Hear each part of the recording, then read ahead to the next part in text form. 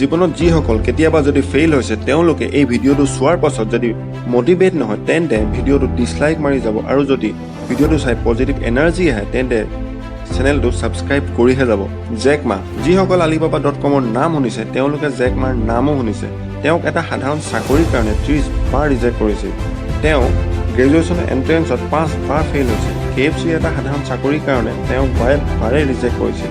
তেওঁ জীৱনৰ সকলো বিফলতাক মটিভেশ্যন হিচাপে বনাই ল'লে, কাৰণ ফেইল হৈ বাৰে বাৰে চেষ্টা কৰাসকলে সদায় এটা নতুন কথা শিকে নিজৰ বিফলতাৰ পৰা। তেওঁ সকলো বিফলতা পাহৰি alibaba.com আৰম্ভ কৰিলে আৰু চাওঁতে চাওঁতে কোম্পানীটো বিশ্বৰ আগশাৰী ই-কমাৰ্চ কোম্পানী বনি গ'ল। যদি নিজৰ কামৰ প্ৰতি পাগলপন থাকে তেতিয়াহে কোনোবা জিৰ'ৰ পৰা হিৰ' বনিব পাৰে। যাক সৰু সৰু চাকৰিৰ কাৰণে ৰিজেক্ট কৰিছিল তেওঁ আজি চাইনাৰ সকলোতকৈ ধনী ব্যক্তি। গতিকে ফেইল হ'লে বা ফেইল হ'ম বুলি একো নকৰাকৈ নাথাকিব, কাৰণ ফেইল হ'ম বুলি একো নকৰিলে সেইটো এটা লুজাৰৰ লক্ষণ।